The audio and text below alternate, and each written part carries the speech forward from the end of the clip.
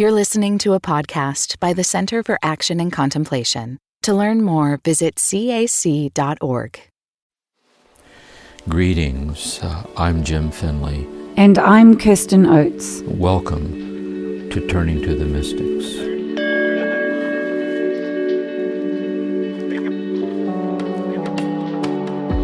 Welcome to Season 2 of Turning to the Mystics, where we're turning to the 16th century Christian mystic, Saint Teresa of Avila. Last week, Jim took us to the end of her book, The Interior Castle, with a beautiful reflection on Mansion 7. And next week, I'll be joining Jim for a dialogue about Mansion 6 and 7. But today we have a special guest with us, Father Richard Rohr. Jim and I have been looking forward to this discussion with him, and so let's get started. Richard, thank you so much for joining Jim and I on our Turning to the Mystics podcast. It's really exciting to have you here. Well, it's sincerely my privilege to be with you two. I get to be with you in the school, but now in a podcast. This is great. Thank you. We've been really looking forward to it. So today we're talking about Teresa of Avila. And so, Richard, I just wondered where and when you were first introduced to Teresa. You know, like most young religious, I think I heard you say this once, Jim. I opened her, I think when I was in college at Duns Scotus. And it just seemed like gobbledygook. I mean, I'm 20 years old, I guess. I just had no real inner experience. This was still before Vatican II, where Catholicism was largely externalized religion. So I conveniently shelved her and only came back in later years. Do you remember what you read first? Were you asked to read all of her? No. The Book of My Life, or did I you think start it was with the Vita. Yeah, the life, right. Mm-hmm. And I might have ventured into the interior castle, but I can't say for sure. Yeah. Mm. I'm sure I would have placed myself in the fifth mansion.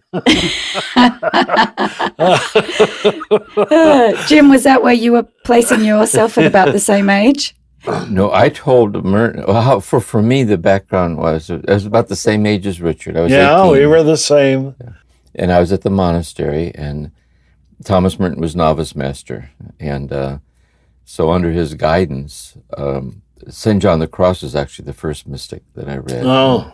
Had a very deep effect on me, and he guided me in that. It was great. So then I read Teresa. And when I read Teresa, when I came in to see him for direction, I had my copy of The Interior Castle with me. And I told him, 18 years old, I said, I'm reading The Interior Castle. And I said, the way I see it, I'm in the fourth mansion. But I said, if you think I'm only in the first, be honest with me, I can handle it. That's what I told him. And he said to me, it's none of your damn business what mansion you're in. Oh, wow. He said, the spiritual life should free us up from a preoccupation with ourselves. It just becomes another way of being preoccupied with ourselves. But he said, but understood in the right way, it's extremely helpful. The Teresa is a trustworthy, contemplative guide in the Christian tradition. And so when I started reading her, I got into her, I read her, but she never really got to me the way John the Cross did or Eckhart. Oh. But then years later, it was just maybe 20 years ago, 15 years ago, I don't know when it was, through the invitation of Carolyn Mace, I was given an invitation to go to Avila and talk on John of the Cross at Avila with Carolyn Mace in Avila. In preparation for that, I read her again later, and I was just struck by how beautiful her teachings were. It just is really... And then I did the online course with CAC on Teresa. So she's near and dear to me. It's just really, she's so profound and down to earth and beautiful. And so that's my history with her. I was curious with you, when you did pick her up later, like older and wiser, Do you recall what struck you at that later reading when you read her that you didn't see earlier? First of all, I'm going to say her readability, that what I once thought was so abstruse and gobbledygook was now striking home again and again. I whether I was correctly understanding her, I don't know. And her concrete images, like the crystal, the castle, the butterfly, the lizards, they all just became, oh yes. I had a bit of identification, inner identification. Yeah. Mm. When was that, Richard? Do you remember when you read her again? It would have been my early years out here in New Mexico, late 80s, early 90s. Yeah. Mm. When you were kind of moving towards identifying the role of contemplation to support action. Yes. And realizing I had a lot more to learn if I was going to present myself as a teacher. Mm. And I had to go to the best in the field, and she was there. I'm curious, because Richard, you're a Franciscan, and Jim was a Cistercian, and Teresa was a Carmelite. Can you just describe how all these different lineages work and why you would be reading Teresa when you were studying the Franciscan lineage? It's probably why I was able to put her off so long, because believe it or not, there has been a kind of tribalism within the religious orders where you read and you studied your own group. And it was actually in the Vita when Teresa said that she hated mental prayer, but it was the discovery of Francisco de Osuna, one of us, that in the third spiritual alphabet, that opened her up. And oh my, we had something to teach Teresa. So suddenly I became interested in her. Yeah. And knowing that Francisco de Osuna was sort of an outlier, even in Franciscanism. Most friars have never heard of her. Never heard of him, because we had lost the prayer of quiet, as we mostly accepted the noisy prayer of chanting psalms. Mm. And when I met Carmelite friends, and forgive me if this is an incorrect judgment, but it seemed like most of them didn't relate to her and John of the Cross either, because the Council of Trent moved all of us to a rather uniform spirituality. I'm sure even to a good degree the Cistercians. It was only after Vatican II that we were all not just given permission, but told to go back to our founders and our individual charisms. Yeah. Jim, do you think it was only because of Thomas Merton you were introduced to mystics like Teresa, or was that standard in your... I think that Merton, in this kind of Benedictine monastic Cistercian tradition, he was, of course, very immersed in that Bernard of Clairvaux and the Cistercian school. But he was so good at kind of recognizing contemplative, mystical dimensions of Christ consciousness throughout the church. He saw the richness of the pluralism of that. And so it was very natural for him to go wherever he saw that. So he was very much at home with her and with the Carmelite tradition, because they resonated with each other, in this affinity of lineages. Same way with then Eckhart in England, the German tradition, and the Beguines. And so he was very good that way, of a very broad-based, seeing the interconnectedness of these traditions. And then going back to the power of these classical texts, the lineage of mystical consciousness in the church. And he felt that in a way, the scandal of the church is it wasn't teaching its own mystical lineage. And this is what CAC is so good about, I think, too, this kind of regrounding ourselves in this original orthodoxy, this primal thing, going all the way back to Jesus spending whole nights alone in prayer. And how do we reground ourselves in the timeless richness of that, and then see the beauty of these different schools of spirituality and how they resonate with each other. And so that's what I think it was. I think it was his openness. And then he even extended it then beyond Christianity. So Abraham Joshua Heschel and Martin Buber and Thich Nhat Hanh and the Dalai Lama and the Sufi, he saw this communal, mystical, contemplative consciousness in the human spirit throughout the whole world. And so I was very graced that way by his inclusiveness. And then at the same time being true to his own lineage. He was out of his Cistercian school, like a grounding place, open to all of them. And that was my sense of it. Mm. Yeah, he had a natural eye for the perennial tradition, the universal truth. He did. And he knew who was carrying it forward and who was expressing it in their own genre. Yeah. There's a beautiful little book called Signs of Peace. And the subtitle is Thomas Merton's dialogue with his Jewish, Muslim, Buddhist, Hindu, and Protestant friends. Wow, I've never seen that. And you see these lovely letters that they wrote back and forth with you. They said, I'd like to dialogue with you about our common ground. And you also see it in the volume of his posthumously published journals, on the volume on the hidden ground of love. You also see these letters to these traditions. And I think CAC has that spirit about it. Mm-hmm. Do I mean that kind of... Because we're taking this, and then we're saying, how can we who live in the midst of the world realize we're called to this too? You don't need to be a cloistered nun or a cloistered monk or a Franciscan wearing Franciscan. These are lineages that are open to the mystical dimensions of the Christian life. And I think that's why people are so hungry to hear this. And I think that's what we offer people. Yeah. Richard, you have done very much along the lines of what Jim was describing about Thomas Merton with the CAC, expanded the lineages. And where were you inspired to do that? How did that come about? Well, thank you for asking me, because it makes me try to figure it out. How did that come? I mean,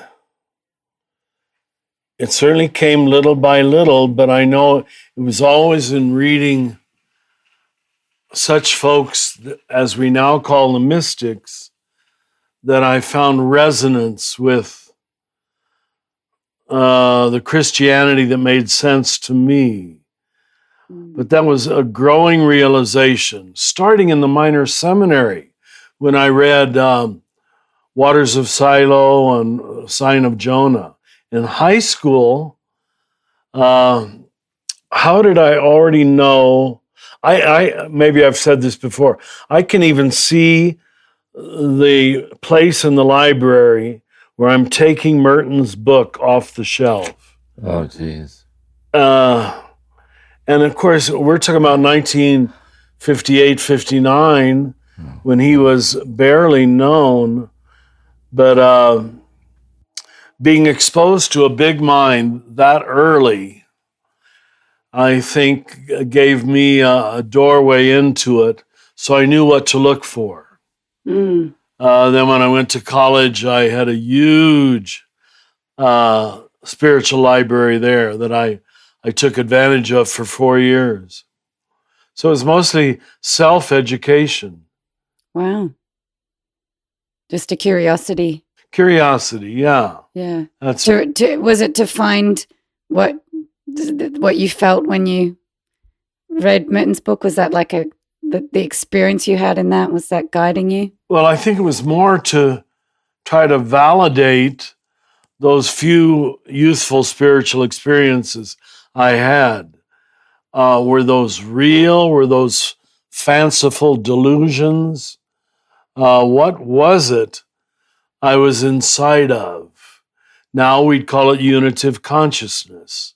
And I knew it made me both eager to grow as a Catholic Christian at that time, and yet utterly disappointed with it, because that is not what they were teaching us. It only opened up around 65 after Vatican II, where we could read texts other than papal encyclicals and so forth. Yeah. And for those listening that are a little newer to this sense of a Christian mystic, how would you describe that, Richard? And how would I describe a Christian mystic? A Christian mystic, yeah. And how they help us. I think what attracted me, and I'm just remembering this right now, it might not be totally the picture, was the spiritual wedding, erotic bridegroom language. It was just so surprising to me. We had so suppressed that language as beneath us, and here, the mystics were the people who used it with great excitement, like Teresa herself. Which castle is it, Jim, where she's into the spiritual marriage? Fifth? Yeah. Well, what she sees is starting in the sixth. She speaks about betrothal or being engaged. Betrothal, yeah. And mystical, the seventh mansion is you're married to God. Yes. Nuptial love is her primary metaphor for union. Yeah. It was very satisfying to me. But always this disappointment, why aren't other people excited about this or even talking about this? Even friars, teachers that I admired on other levels and were good and holy men, but the language of the mystics was not often preached. It really wasn't. It was more the language of church. Yeah. Mm-hmm. So it's been quite an isolated journey towards the Christian mystics. It really has. I'm sorry to say it, but that's why I did my early retreats down at Gethsemane, which was only a 2-hour drive. It was the Benedictine tradition when it seemed to me to more often hold it. I came to the Carmelites later as they were rediscovering Teresa and John of the Cross, because the Carmelites I met, and that's the only way I can say it, were just like me. They had largely become Roman Catholic priests. And didn't know their own tradition. Forgive me, any good Carmelites, because I know you're different now. But in the early years, we were all uniform. We were trained to be priests, not to be Franciscans, Carmelites, even Cistercians. And certainly not to be mystics. Yeah, I don't think so. Jim, do you have a reflection on that? Well, several things. One, I'm struck by Richard seeing the place in high school where he first read. Really, that's true. And I was, same with me, I was in the 9th grade. All this trauma was going on. And in a 9th grade religion class, the instructor mentioned monasteries. I'd never heard of monasteries before. And he mentioned Thomas Merton. And I went up to the school library, and they had the sign of Jonah there. It's the only one that was in the Sign of library. Jonah, too. And I opened it up, and I shared this when we were doing Merton in the podcast. On the very first page, he says, "As for me, I have but one desire, the desire for solitude, to be lost in the secret of God's face." And all of it, I stood there and I realized at 14 years old, I didn't know what it meant, but something in me did. Well, yeah. It said, "Me too." Like there was such a purity to it that got to me. And I read him through the 4 years. So it's very interesting that, and I also feel, it's hard to know exactly where it began. Like there's moments like that, because I think there's a grace disposition towards it. So it feels so natural to resonate with this. Do I mean to be drawn to a monastery or to sit in silence? There's a certain predisposition sometimes where we kind of ease into the naturalness of it for us. But how do we make it grow?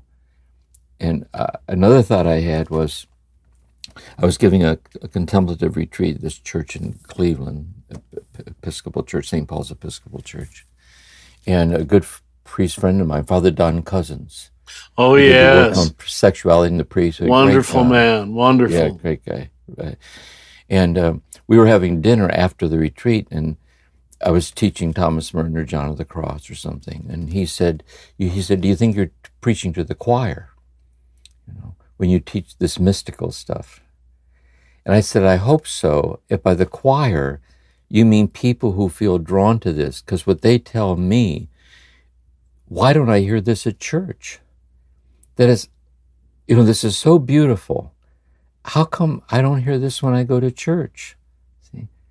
And so why, people are kind of hungry to bear witness to this mystical, and how the mystical spills over into social justice. It spills over into the corporal works of mercy. It spills over. And so I just think there's a lot of, as I think of when our friendship began years ago, there were these affinities between us.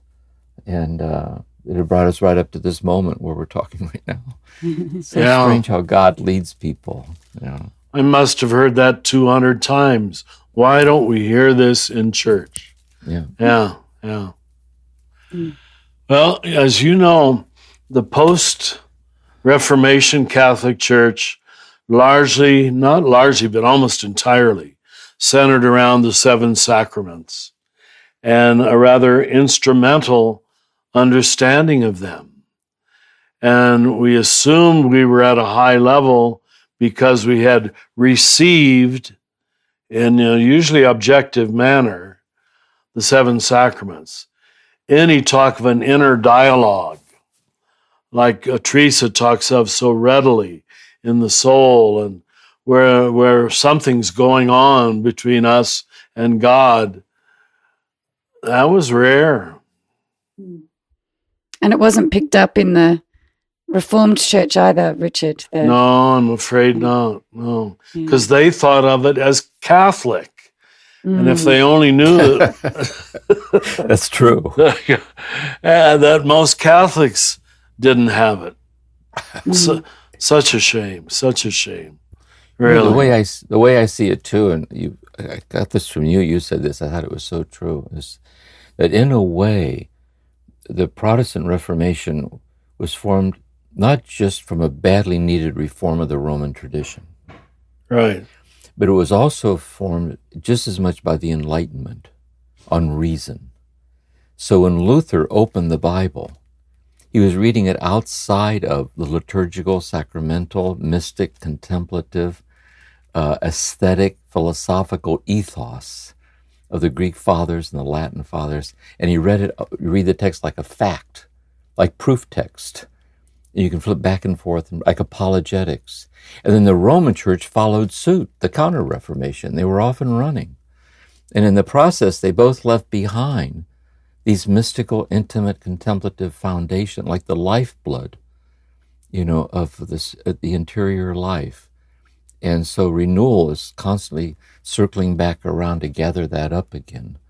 And that's one of the ways I've seen that. When you said that some years ago to me, I thought that rang so true to me. I love that term, lifeblood. That's what I'm hearing from you both in the way the mystics have reinforced like what was coming up in your own being, like the lifeblood that you felt coursing through your own veins was picked up by the mystics and kind of helped you move forward. So, Richard, has Teresa influenced your teaching these days? Like, what's her influence been on how you teach or how you think about growth and transformation or contemplation and action? On many levels. As you know, I'm fascinated by any idea of staging or growth, Otherwise, we get into this instrumental, born-again, one-time experience. And at a very deep level, her very use of the word mansions, moradas, in Spanish, was my kind of language as I began to give retreats. And then there was a very dark time in my life when I had been falsely accused of something. And I had nothing except trust that God would reveal the truth. But I had no way to defend myself. And that's when I reread The Interior Castle, and every page came to life for me. And I want to mention that because is that not true for so many of these people we read? Where, and that's why I talk about things of great love and great suffering so much. You know, it was a time of immense darkness and suffering where I was ready for it all to be over and said, okay, God, I'm in your hands. And then I reread Teresa, and I have this little bird, little butterfly leading me. And it was just exactly what I was able to believe, what I was able to trust in. Now, to be honest, I still don't speak of that as openly as I should. I do it with some trepidation even here, even though I know you understand. But I'm going to use the word fanciful. I've even talked to nuns and contemplatives, formally speaking, who find this language fanciful. And I think it's, if there's no inner experience to hang your hook on, if you've lived your whole life just abiding by the laws of the monastery, I don't think you know this is real. In fact, I'm sure you don't. It's just distant idealism that nobody ever achieves. Richard, I'm curious, during that real challenging time, what caused you to pick up Teresa? What did? I don't remember. Was it just seeing her here on my bookshelf and pulling it out? I wonder if it was, because you read Mirabai's version, I wonder if it had just been released, or, you know, if Mirabai, because of the relationship with Mirabai. But that was an unusual choice. Yes. Given that you hadn't connected to it fully when you were young. I can't say. Sorry. It's fascinating the way God works, though, isn't it? That the book you would never expect to be the one to support you is the one that enters your hands somehow. That does, yes. No, it probably was Mirabai's translation. It might have been Alison Pierre's translation, but it doesn't matter. She was with me. It was the unexpected support that you needed. Turning to the Mystics will continue in a moment.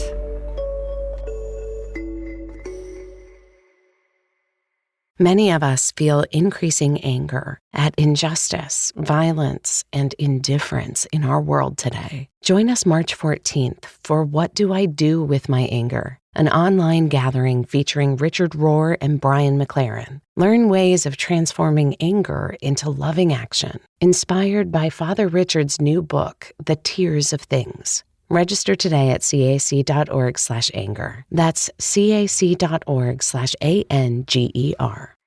It's interesting when Teresa in the sixth mansion, she talks about this process of what's happening here. She says, really, this process, how I put it, is we're really dying of love.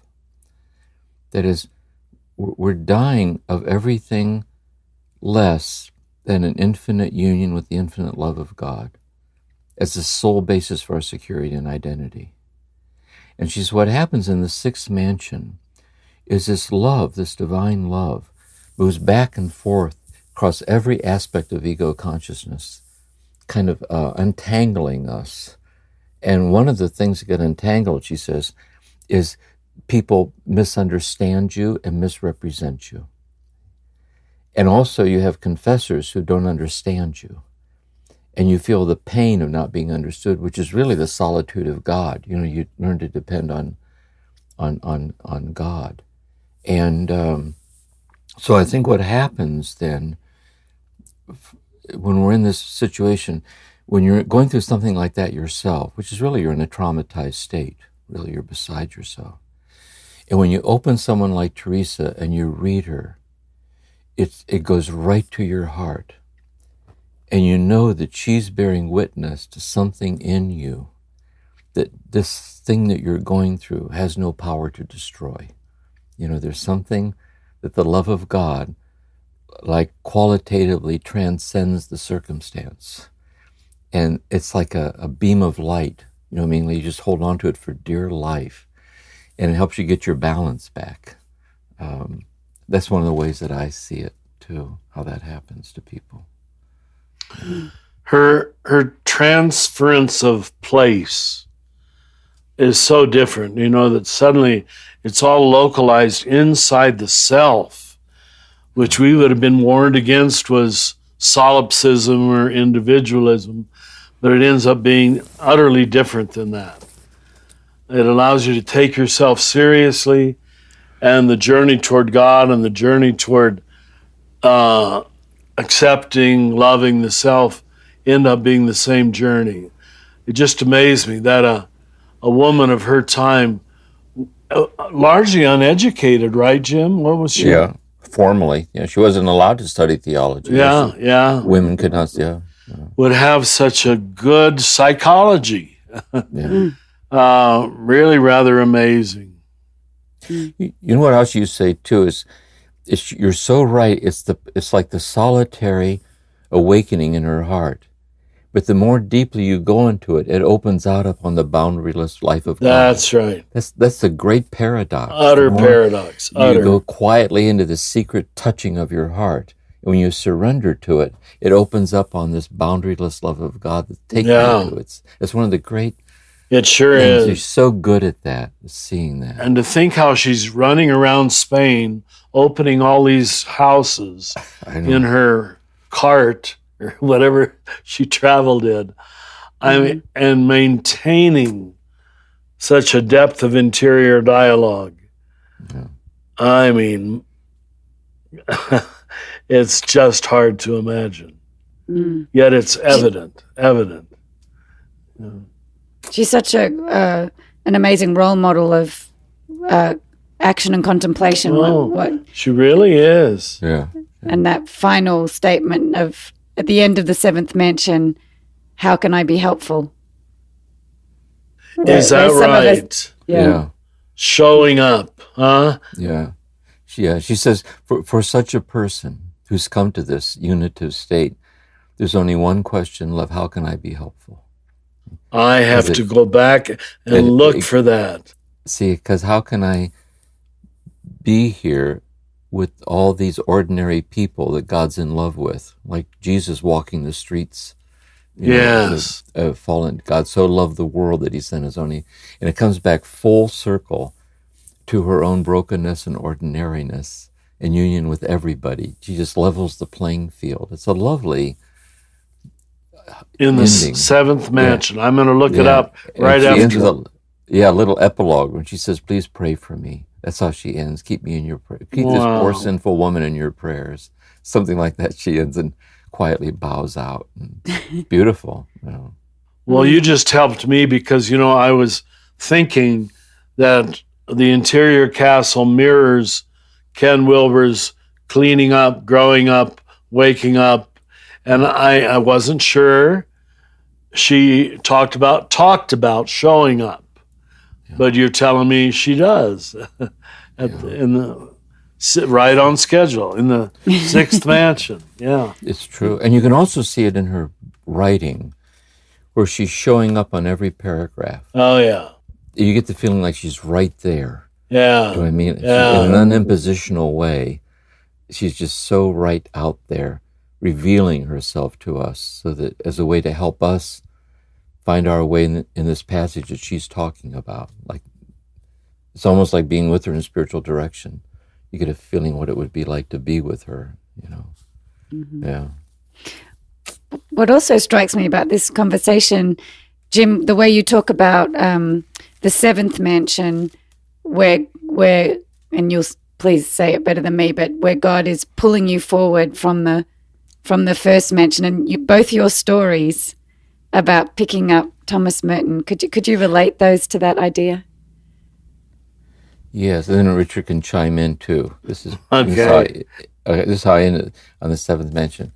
Is what I think is so encouraging to us when we read her is as we get into the fifth, the sixth, and the seventh, we realize she's talking about states, a divine consciousness that might be beyond anything that we've experienced. We're still encouraged by it because spiritually, in the mystical body, what is given to one of us belongs to all of us. And it inspires us to, like this celestial state of infinite union on earth. But there's something else I think so important. If you go back to the very beginning of the book, and she says there's some people who don't even know they have a soul. And you ask yourself, could I look back at a time that I didn't know I had one either? And yet God found me there. And so what's so encouraging is this long arc from the seventh mansion is a love that reaches out and touches us in our confusion. And I think that's extremely encouraging. You know, like the holiness where we're interiorly quickened or awakened unexpectedly.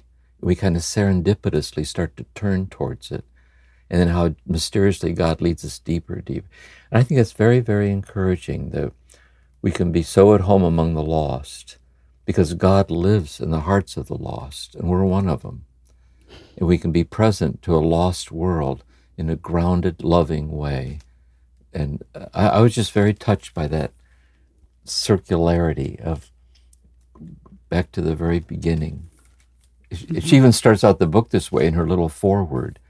She's writing this as a seventh mansion mystic, and she's writing it under obedience. And she has this litany. She said, you know, it's going to be very hard to write this book. She's, 1, I'm not in the mood to do it. 2, I think I said it all already. 3, my head's spinning all the time, and I'm old and sick, and I really don't see how I want. She's a seventh mansion mystic, talking about that she doesn't know whether she's up to writing it. But then she has this beautiful sentence, but because obedience has a way of simplifying things. That's a lovely statement. Wow. That once you feel God's calling you to do something, God gives you the strength Clarity. to do what you don't know you have. And so anyway, she's always has that richness and honesty about her. You know? Mm. Yeah, both the stories you told about picking up Merton's book, and it's like you were in the first mansion, but the seventh mansion was right there, drawing you towards itself, and I could really feel that in your stories. Beautiful, Richard. Part of what Jim's been teaching in the podcast is, you know, going through each of the mansions and just identifying that each mansion is equally valuable. And it doesn't matter where you find yourself. Yes. But learning about them helps you situate yourself. So Jim, do you want to just reflect a little bit on your approach? And yes, and what she's really saying is, let's say you're a first mansion person, that is, you're someone who's just newly discovering personally that God loves you, you know, and you turn toward it, but you have a divided heart. You have a divided heart. You know, you slide back, the reptiles, the habits of the heart that compromise this love. And she says to realize that if you're a first mansion person and you're struggling this way, that's your holiness. And if you died as a first mansion person, you would have died having lived a good life. Because it's a grace to be a faltering beginner who's first discovering God's love. And she's so good how each one, what matters is that we sense how God's with us where we are, knowing that if we just stay with it and lean in deeper, God will see to it that our own heart will open and open. But we're not trying to figure out, how can I get to that seventh mansion like right away? But how can I learn to discover God in the holiness of my first mansion struggles as a gift? See? And I think that's a big thing with her, as part of what her message is to all of us. Richard, is that your sense too? Oh, I love her compassion, her mercy. Again, knowing that inquisitional Spanish Catholicism would not have taught her that. She had to be taught by the Spirit. The only times I find her at all ineffective or faltering is when she tries to resort to the colloquial Catholic language, like mortal sin, and fit it. And I'm not denying the reality of sin, but it's there. It's there that it's sort of dead-ended. It's not invitational anymore. And it's the invitational, caring language that I think we still find so attractive. Yes. Yeah. And do you feel this way, Richard, that that she uses that language as really the cultural language of the day? But when she speaks of sin, she means it really as the sin of not surrendering to this tender love. You know, this sin isn't understood in that legalistic sense with the Inquisition, but she understood sin to be this, the disparity. Yes. But we read it in the colloquial version. We do. And she also does this about women. She'll say, we women, Yeah. we're very moody. And, she does that. And she also says other cultural things like, dear God, please pray for the Lutherans. That they see their, she says she singles them out, so you can see every mystic is somehow bound up in their own culture that they transcend. And we do too. We're kind of bound up in ours. Another thing I find encouraging, she was writing during the Inquisition, which was horrible. And it's encouraging for us we feel so dismayed about our present political demise, where we are today politically, and where we are in certain aspects of the church too. And how she saw that, she was so clear about how real that was.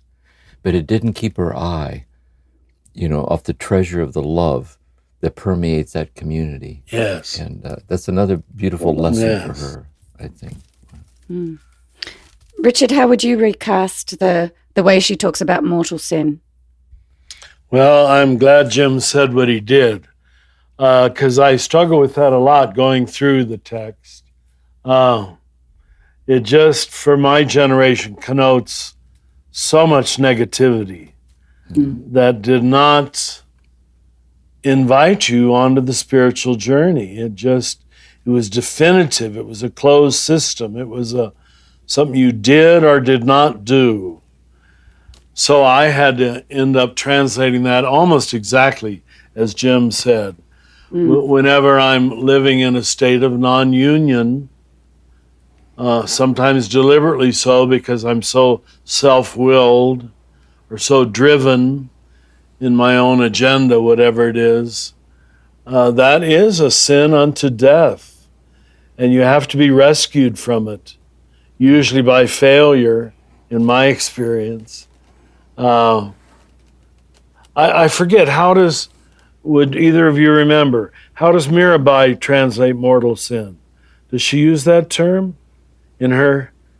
Because she wouldn't. That's a good question. She wouldn't have come to that by her Jewish Protestant background.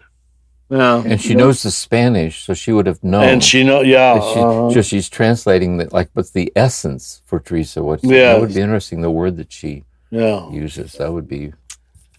Yeah, I should look that up. I'm just noticing she's using the word grave error in one place. If the soul were to fall into grave error. Well, maybe that works. That works. Yeah, maybe that's it. Grave error. Yeah. the notion itself comes from the first letter of John. There is a sin unto death, he says. And I think it's a chosen darkness, a deliberate unconsciousness in our language, or grave error. No, that's good. I like Merton's insight, and he says in New Seeds of Contemplation, he says, all sin begins in the belief that our separate self is the foundation for our whole life. And we clothe this self, he says, which can't be real. And we clothe it like like bandages we wrap around, trying to make ourselves look real in this illusionary separateness that can't exist. He calls that a life of sin. And then how we act out that illusion. I like that way of looking at it. Oh, I do too. Yeah. My God, that man, if there's any notion that needs clarification, just start reading Merton and you'll find it eventually. Yeah. That's what some people say about Richard Rohr. No, I don't think Richard babbles on too much. Well, Richard, I think when I picked up Teresa, one of the reasons she resonated for me was the way you have drawn out the necessary path of psychological wholeness and doing good psychological work, as a Christian, that was kind of seen as separate, even scary at times. And so I just wondered if you'd reflect on how you see Teresa doing that and how you came to that. It's why you've heard me say in my most recent books how good theology does not build on bad psychology or bad anthropology. If you have a negative image of the human person or a faulty image of the human person, you can say all the glorious things you want about God, but the two of us don't know how to meet. There's no common ground between God and the person. So I admit my generation in the 60s and 70s and 80s was very psychological. Maybe sometimes it went too far, but I'm still convinced they've got to be kissing cousins. They've got to work together, or you can't present the spiritual journey in a way that's believable, credible, holdable.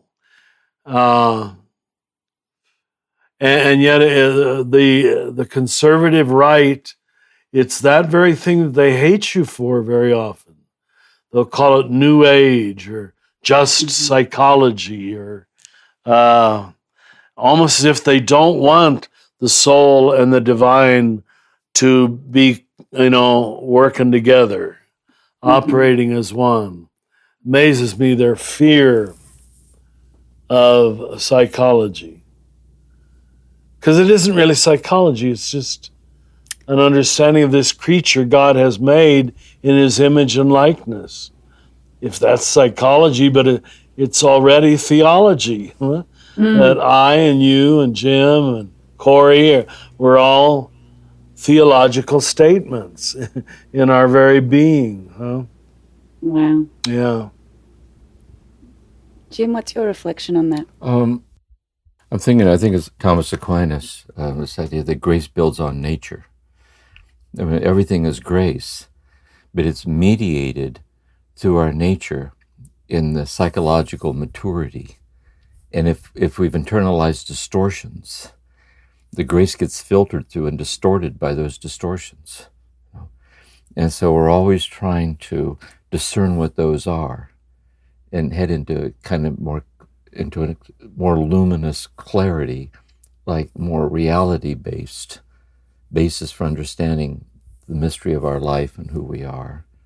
And I would see it along those lines. Mm-hmm. I think it's where depth psychology and the spiritual life touch each other. Yes. And then in the depths of, and like AA too, sobriety and recovery, the more you authentically and courageously go down into the depths of the hurting place, That's where you discover your invincible, like what Jesus called the pearl of great price. You discover the invincible preciousness of yourself that got buried under the rubble of all that confusion, and you find your way out again. And that's what makes the healing that humble, transformative process such a holy place where it's inherently integrated like that. But when we separate them, like here's this theological purity, and down here, here's this, and the two never meet each other. It creates this dualism in our thinking, and that's the problem. It splits off divinity from the divinity of the ordinariness of the human experience. Yep. And you don't know how to put the two together again. Yeah, exactly. Yeah. I love, Richard, the way you said we're already theological in our humanity, just being here. And I think Teresa really speaks to that, because psychology wasn't a thing back then, and yet she was so clear on what it was to be a human being and what it was to grow in love. It was just amazing. You almost think it was an advantage that she was not educated as a cleric or as a male, Yeah. As a matter of fact, when you really look at it, to the very genius of how she sets this up. See, so the soul is a word she's using for our God-given godly nature, created by God in the image and likeness of God. So she starts there. Then the mansions are the ways in which, or the degrees of which, we interiorly are awakened to the mystery of that and respond to it. So the mansions are incremental degrees of awakening and responding to the God-given godly nature of the mystery of our own soul. And that's, so you see right away what you're talking about, Richard, is built right into how she starts building the whole basis for her teaching. Mm-hmm. Yeah. I just have been reading Matthew Fox's new commentary on Julian of Norwich, who would have preceded Teresa by several centuries. And if he's translating Julian directly, I'm going to go back and reread her, but he has her saying the identical thing Teresa did. We must know God in oneself, and we must know oneself in God. That's amazing. If two comparatively uneducated women could come to such a profound theology, psychology, independently of one another, that's perennial tradition. That's wisdom, yeah. That's God's psychology, theology. That's right. Purely given. Amazing. And also, Mechtilde Magberg, the Beguines. Mechta was an uneducated woman during this, one of these mystics. And she has this lovely statements in the flowing light of the Godhead, where she says, God revealed to her that he's freely chose to be so hopelessly in love with her. He doesn't know if he could handle being God without her. Oh. And she says, take me home with you. I'll be your physician forever. See? Wow. Like, where does that come from? Where? Out of the heart of a person and courage their witness. To talk that way. Yes, exactly. It was such... we would have been told this is presumption. We created words of sins. The sin of presumption, that you could be important to God. And that's the very message. Wow. I didn't know that. That was in the monastery, or in the Franciscan lineage? Catholic vocabulary, yeah. Wow. Presumption and despair were the two false paths. Presuming too much or despairing of God. And Teresa is also very good, Richard. What do you think of this? Where this kind of boldness of seeing this God-given divinity of ourself, the seventh mansion that we're drawn towards, she says is also always simultaneously grounded in humility. That the door that moves through each mansion, humility, prayer, and self-knowledge.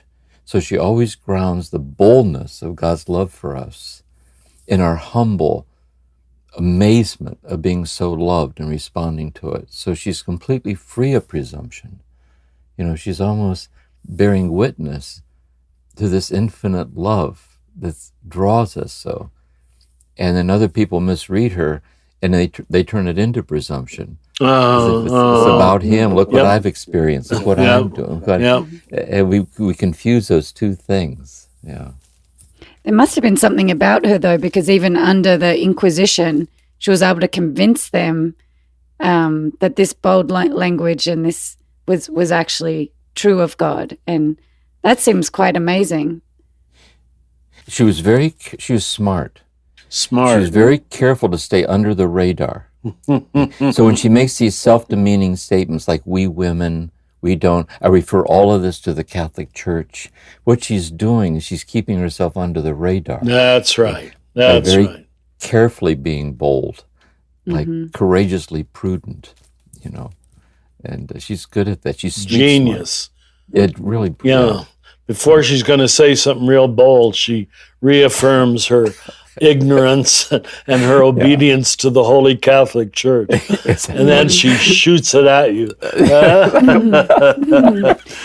It's so helpful to hear that context, because as a woman you can read her and feel like, oh, she's very demeaning about herself, and that's not great role modeling. But what I actually hear is she was very strategic, and sometimes she was.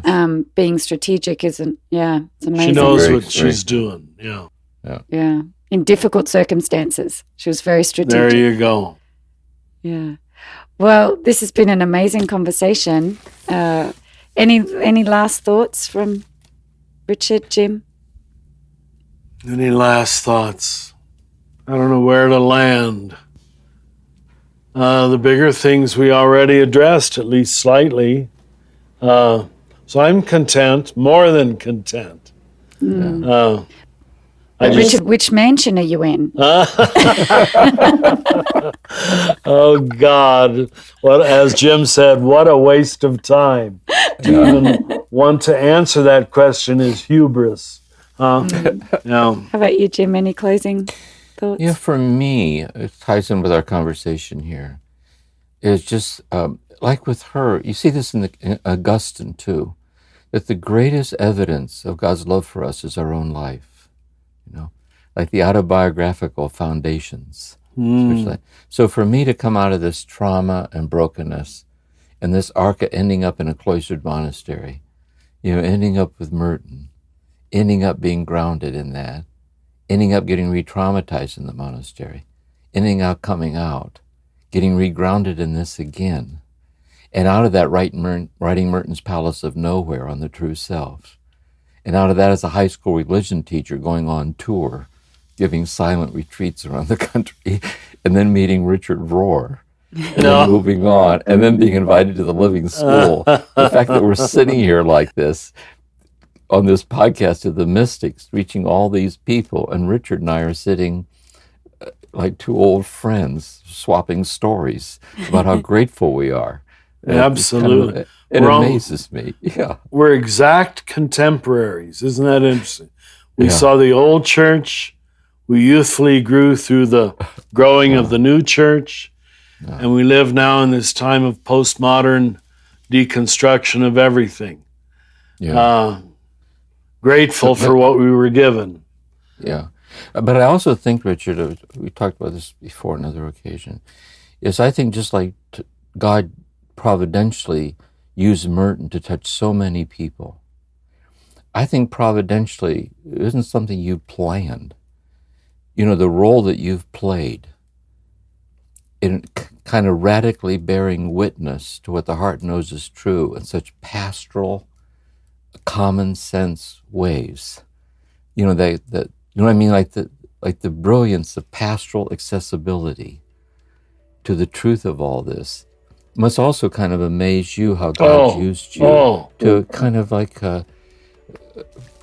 go figure. Yeah. And there you are, you're right in the middle of it. And here we are. It's kind of God largely hid it from me so I wouldn't take myself too seriously. Yeah. Thank you for inviting me into this wonderful conversation. Yeah, thank you. Thank you. Thank you both. God bless you both. God bless you. Thank you, Richard. Thank you for listening to this episode of Turning to the Mystics, a podcast created by the Center for Action and Contemplation. Please consider rating it, writing a review, or sharing it with a friend who might be interested in learning and practicing with this online community. To learn more about the work of James Finley, please visit jamesfinley.org. We'll see you again soon.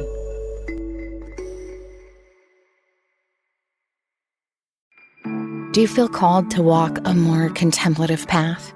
The Center for Action and Contemplation is an educational nonprofit supporting the journey of inner transformation. Our programs and resources will help grow your consciousness, deepen your prayer practice, and strengthen your compassionate engagement with the world. Learn more about our resources, such as publications, podcasts, email series, and events at www.cac.org.